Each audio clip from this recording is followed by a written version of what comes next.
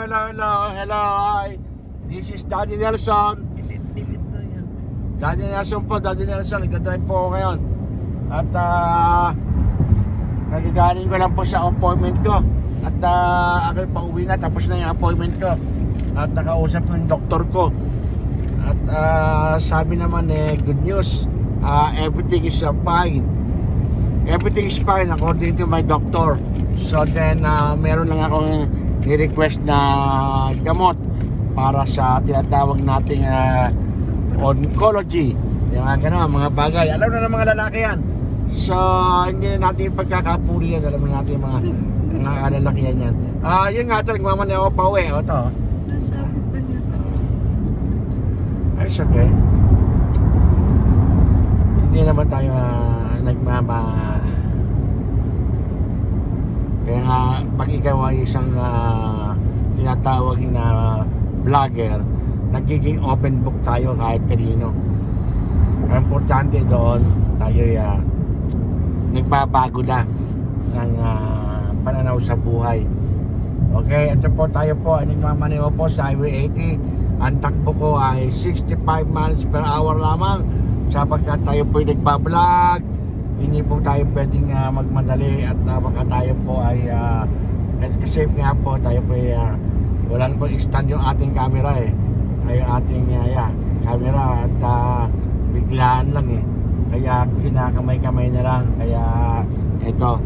So ito nga po ako po ay papawin at medyo makulimlim ang panahon. You never know, baka umulan.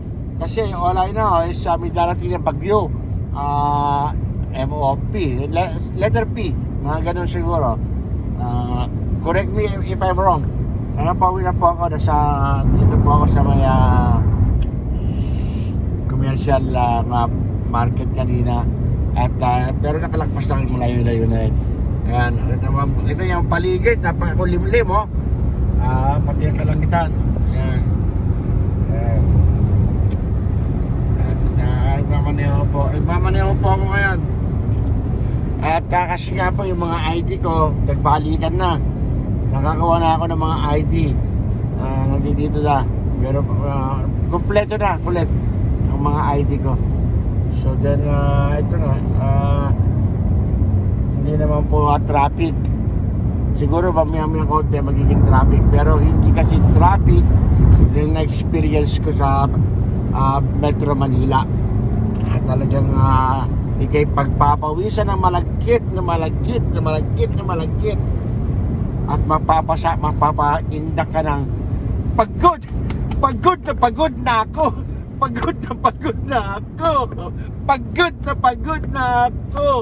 ano pa pagod na ako ay ito magmamaneho na lang ako kasi pagod ako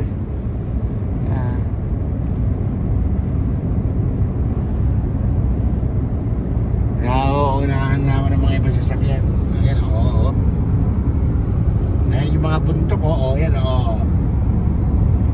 I-upload natin to 30 minutes hanggang siya makauwi. 30 minutes to, 30 minutes. Wala nang bura niya, wala nang kwan. Busy. Anong na lumagay dyan, yun na yun. Alright? So, salamat po mga minamahal ko manonood. Ay, doon nga po pala sa lahat ng mga viewers ko sa Sri Lanka, sa Indonesia, Nigeria, Israel, Canada, America, Philippines, Russia, Japan, China, yan po ating mga Indonesia, yan po ang ating mga nararating po ng ating vlog.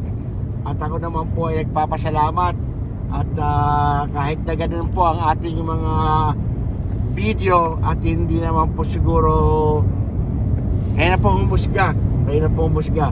Kasi nga po tayo po ay bagito lamang at talaga po nagsisimula pa lamang tayo.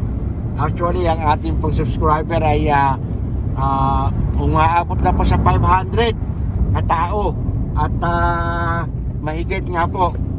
Ganun nga po. Kaya sana po patuloy po rin yung mahalin si Daddy Nelson sapagkat si Daddy Nelson po ang puso po ay para sa inyo. Mahal ko po kayo lahat. At doon din po sa mga natulungan ko at nabigyan ko ng bigas nung ako nasa Pilipinas. At least nagawa ko yung pangako ko. Yung mga subscriber, nabigyan ko ng tig-100. At kung yung mga iba, mahigit pa yata. Mahigit pa 100. So meron pong guys, ito po hindi po natin mamayabang o whatever. Ito po ay galing sa puso ni Daddy Nelson.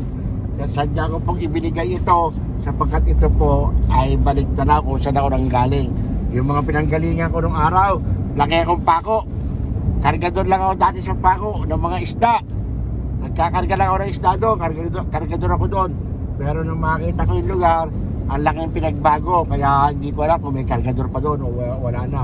So then, nakita ko yung mga ibang kaibigan, may nagkapot ako ng 500, merong 1,000, ganyan. At meron din naman din ng mga tumatawag sa telepono na sa malayo sila. Gcash ko na lang. Pinapadala ko sa Gcash at hindi siya reported or documented. Walang resibo na nagpapatunay na nagpadala ko gawa ng hindi naman binibideo. Pero nasa telepono po ang mga picture ng mga pinagpadalan ko. Yun lang po, ang ganda lang po. At salamat po, maraming salamat. Yung pong mga hindi nabigyan ng bigas, pagpasensyahan nyo na kasi during that time, ang ating pong mga kasama puro ang sexy. Talagang naaawa ako eh. Pero yung puso ni Daddy Nelson eh. Puro babae kasama ko kasi. Walang lalaki na pwede natin magiging taga-buha, taga-camera. Wala pong gano'n eh. Ano mo, busy po tayo. Tayo parang naghahanap ng i-scout. Ayun. Kaya ang lahat po ay nauwi sa madalian. Abot na lang ng abot. Ang importante, nakapagbigay tayo. Yun naman din po ang gusto ng Diyos eh. Hindi pinaalam ang mga tulong sa mga kapwa-tao. Natin po mamamayan, natin pong minamahal. Shoutout din po kay Bong. At sa lahat po ng mga kaibigan natin sa Pilipinas na naroon. Nakamit din po ako ng isang subscriber sa may Tagaytay. At kung hindi ako nagkakamali, ang pangalan niya ay Lisa. So marami pa po tayo nakilalang subscriber dito po sa Pilipinas. Kaya yung po ni Maria Vicencio, LB Vicencio po. Bagamat hindi kami nagkita, nakita ko naman siya sa picture, sa telepono, whatever, bla bla bla. Yun na po yun, okay na po. Excuse me po. At natapos po ang ating bakasyon, nasa katuparan din naman po yung mga balak kong gawin. Although hindi siya perfect, sorry po, first time ko po ginawa yun bilang isang vlogger. Okay? Bilang isang vlogger, first time ko po nagawa yun. Okay? So ako'y naniniwala ng mga team Daddy Nelson ay sumaya sama ng mga bata dito, yung mga kanilang mga anak-anak. Kaya masaya na rin po ako. At least napasaya natin silang lahat. Okay? At marami pa po.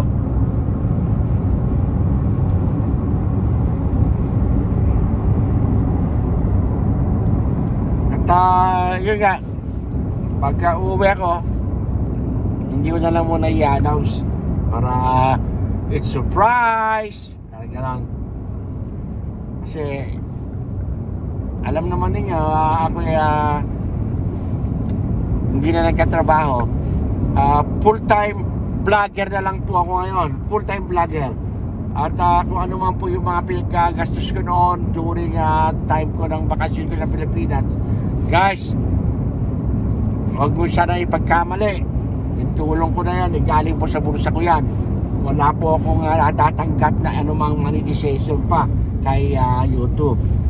At kung magkakaroon man, eto po ay ipagkakaloob din natin sa kanila. sapagkat itong ginagawa ko ito ay parang hobby ko na lamang.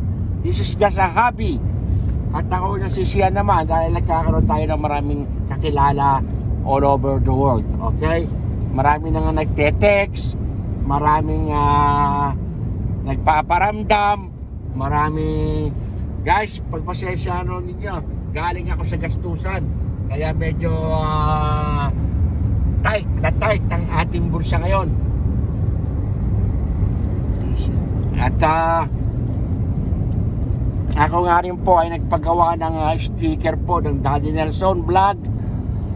At ito po ay pinabibigay po natin doon sa mga subscriber. At ganoon din po yung t-shirts. Basta ikaw subscriber ay binibigay po natin yan ng libre.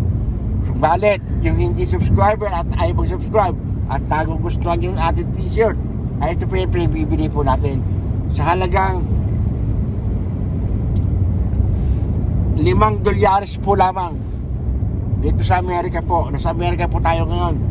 Wala na. Dala po natin yung mga t-shirt dito sa Amerika rin. Kaya ang halaga po nito dito sa atin ay nilagay ko pong $5 each in 4 different colors po. Nandiyan po yung blue, gray, white, and red. Masisiyahan kayo sa print. Maganda po. Saka magandang klase yung t-shirt. Full parang Pranera style na kuhan. Maganda po yung t-shirt, hindi po buburahin siya. Talagang di kalidad na t-shirt po natin pong ginamit. At pinilagyan natin tatak. Okay po, yun po.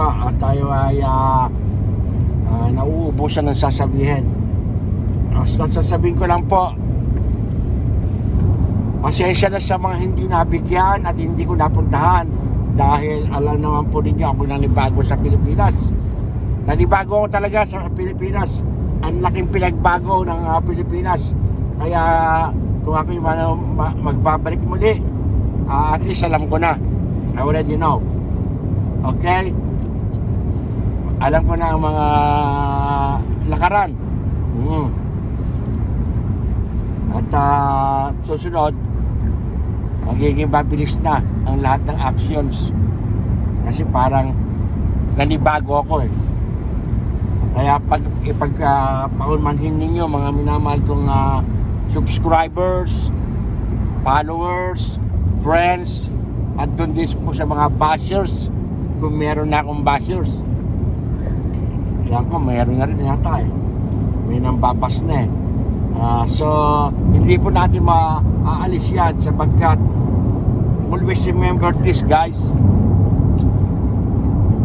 Hindi po natin mapiplease ang lahat ng tao.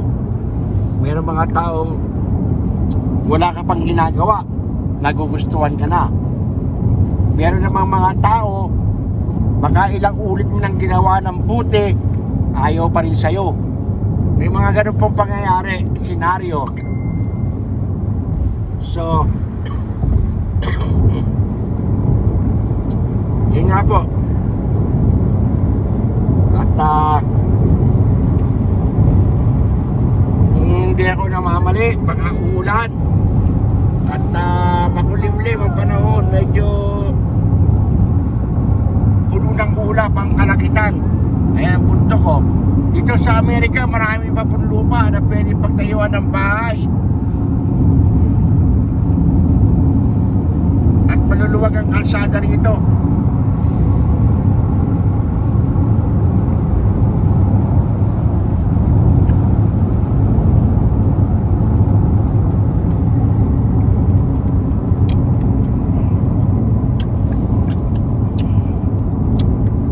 At ako rin po ay nananawagan sa lahat ng mga Pilipino.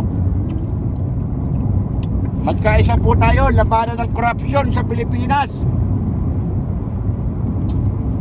Huwag po tayong papayag na muling maulit ang korupsyon ng nakaraang rehimen.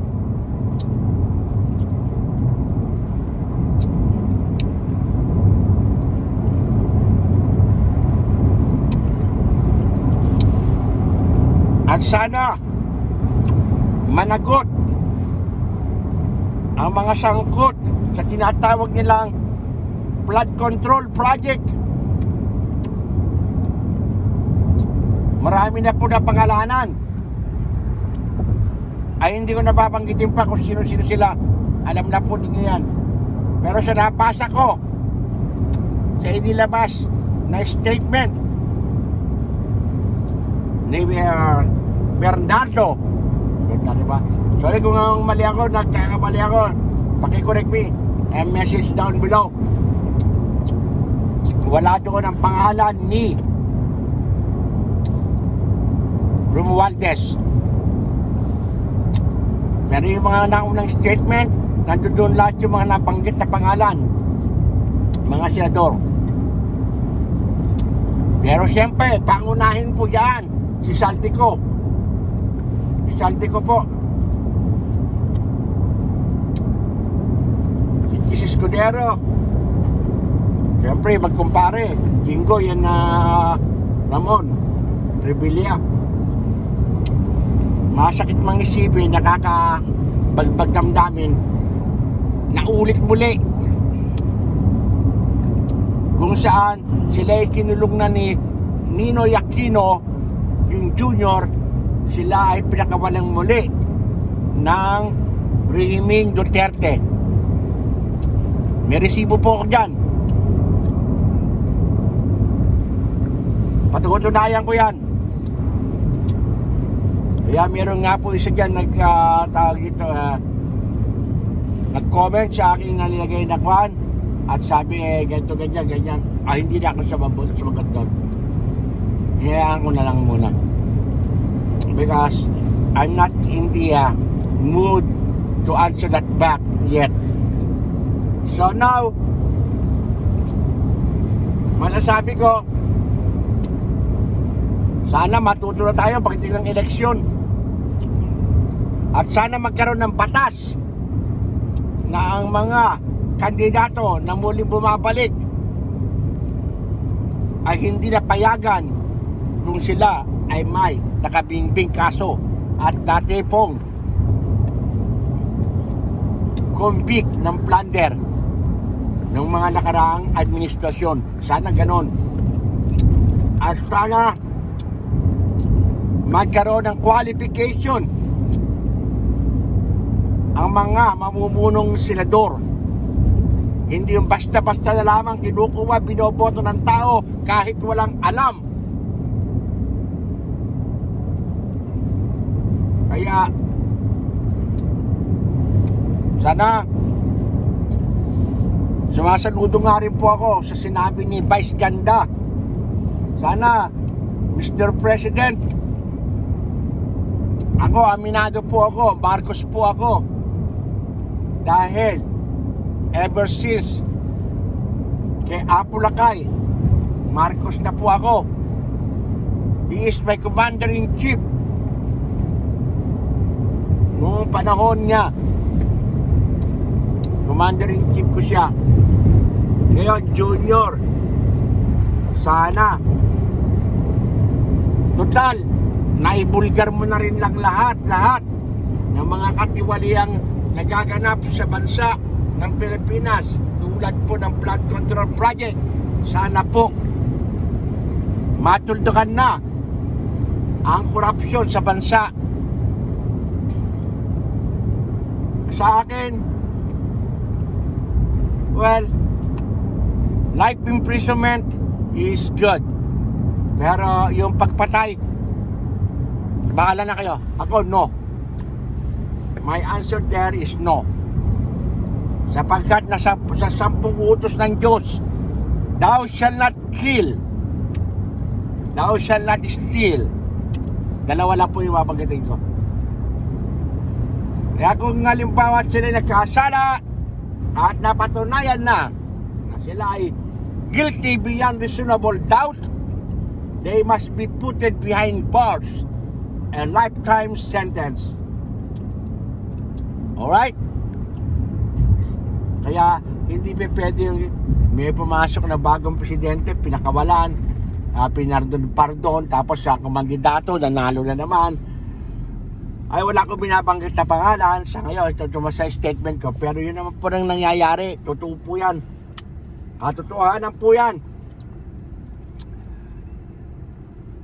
Sige, hanggang dito na lang. Malapit na ako sa bahay. Ilang minuto na ba? 20. 20. 20. Mga 10 minutes na lang. Nasa bahay na ako. Pauwi na ako. At ako yung mag-collagen coffee. Collagen coffee ang iinumin ko. Wala ka na collagen. Galing sa Empower Consumerism. Wala nang collagen.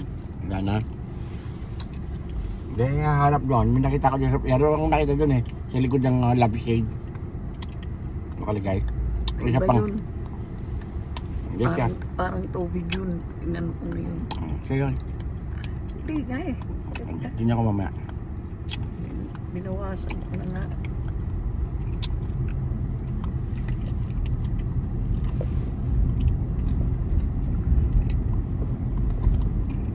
At least good news. Sabi ng doktor ko, okay naman daw. Pati dugo ko, okay na lang daw. Inayag niya ako kung minaramdaman. Wala naman ko minaramdaman eh.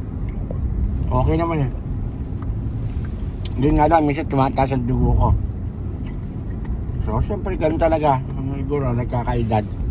Yun lang. Kaya, ako naman yung nagpapasalamat. Siyempre, una sa lahat, sa taas, ang Panginoon Diyos na ang Diyos Ama sa langit.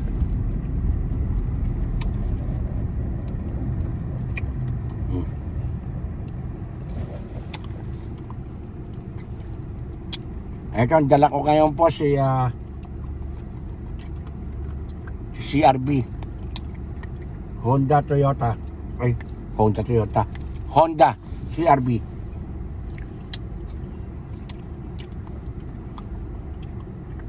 Baka mukha siyang mamanayuhin ko naman si Juan. Ang pangalan ng Honda na yun? Honda uli, pero mas malaki rito.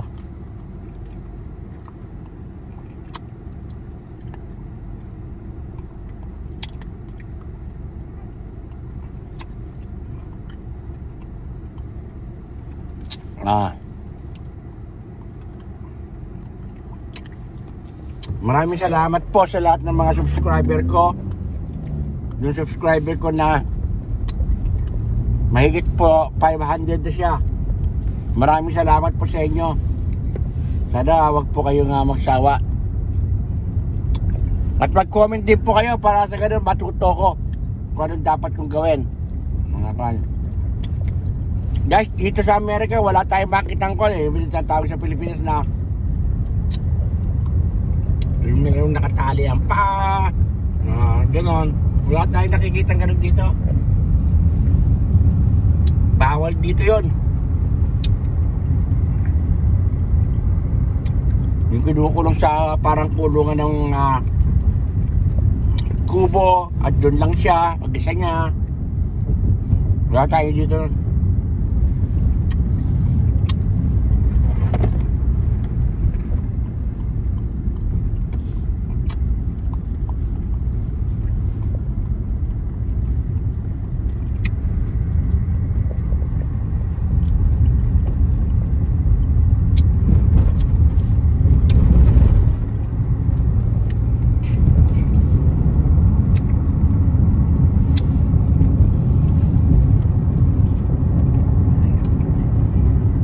Ito, nasa Baleho na po ako.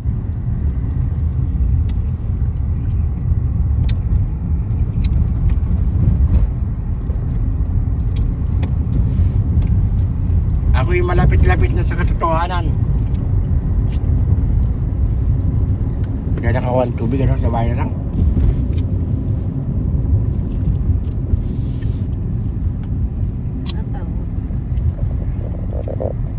Okay. At bukas, San Francisco naman ako bukas, airport. May tumatawag yun. Okay, bye-bye. Thank you. Yan na.